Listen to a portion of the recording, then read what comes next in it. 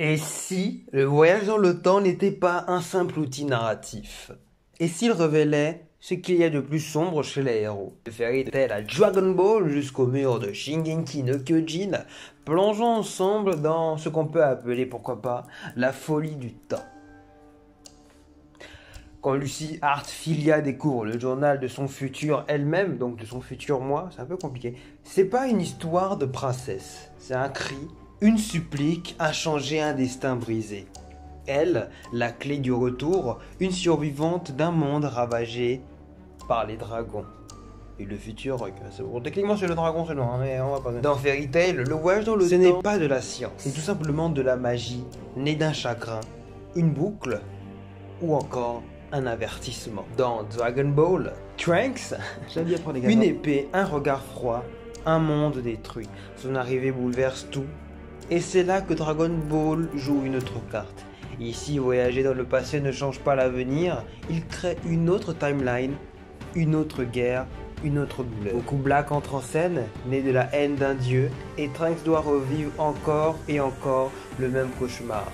Le temps devient une arène où les coups sont mentaux autant que physiques. Dans cette œuvre, le temps n'est pas un allié, c'est un monstre à deux visages. Et enfin, dans l'attaque des titans, Eren, lui, n'a pas voyagé dans le temps.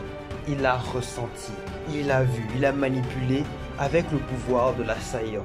Il devient une boucle vivante, c'est pas un héros, c'est l'auteur de son propre enfer. La scène où Grisha pleure en tenant la vérité, ce n'est pas du théâtre, c'est l'écho d'un futur qui hurle dans son dos. Dans Shingeki no Kyojin, le temps, ce n'est qu'un piège, une illusion qui dévore la liberté. 3 univers, 3 visions du temps, la magie d'un futur effacé, la science d'un destin qui détruit, la malédiction d'un cycle infini. Mais une seule vérité, ceux qui voyagent dans le temps ne reviennent jamais comme ils sont partis. Par définition, le voyage dans le temps c'est une science dans notre monde qui n'est pas encore expliquée, qui n'est pas encore prouvée, mais qui pourtant fascine et éblouit. Car qui n'a jamais rêvé de revivre des moments épiques, de changer des moments tristes, douloureux, de ne jamais vouloir rencontrer quelqu'un? Le voyage dans le temps est un des grands thèmes de la littérature en général, et des registres que sont la science-fiction et le fantastique en particulier. Toutefois, la littérature scientifique se positionne quant à cette hypothèse en étudiant les possibilités depuis plus d'un siècle. Si le temps est un outil comme les autres dans le domaine de la narration, dans le cas où le voyage dans le temps existe, il est le lien entre le passé et le futur. Ou là, dans un cas précis, le lien entre le présent et le futur. Même si je dois avouer qu'il peut présenter un certain et un gros casse-tête, dans le cas de l'œuvre qui nous intéresse particulièrement aujourd'hui, Fairy Tail, et de sa gestion de la timeline, c'est compliqué. Car même s'il en existe 3, en modifier une annule les autres. Peut-être parce que Natsu, en détruisant Eclipse, détruit un élément crucial de toutes les timelines. Car oui, cette porte a permis la construction de chaque version, de chaque possibilité, de chaque registre et de chaque univers. Le premier, celle de Rogue du futur, qui a évité la catastrophe. La deuxième, celle de Lucie du futur, qui l'a subie.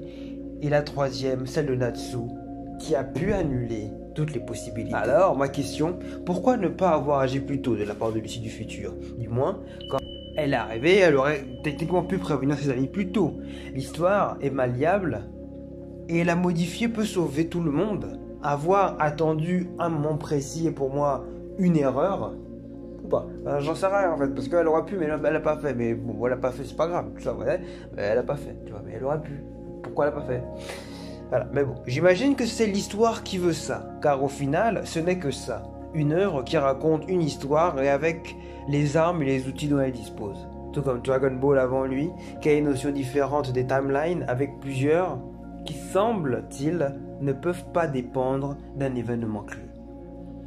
C'est-à-dire que dans chaque timeline, tout se passe, il n'y a pas de point de départ, quoi. Enfin, s'il y a des points de départ techniquement, mais changer ce point de départ ne changera à rien la timeline qui se fera telle qu'elle est. Et tout dépendra du futur. Mais j'ai failli oublier, nous avons aussi l'attaque des titans, qui lui rend le temps inéluctable. Une force que rien ne stoppe et encore moins ses acteurs. En d'autres termes, la notion du temps, du voyage dans le temps, de la manipulation temporelle, c'est quelque chose de très fait, très présent dans la réalité. Mais pourquoi particulièrement l'utiliser?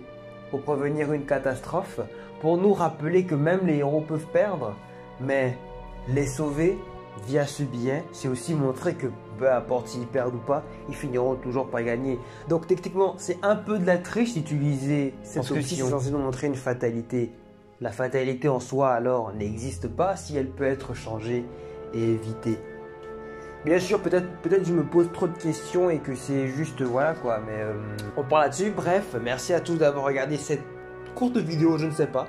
Mais on se dit à la prochaine, j'espère que ça vous a plu et que les vidéos continuent de vous plaire. On se dit à la prochaine, bien sûr, pour une prochaine vidéo ou pas. Clin d'œil.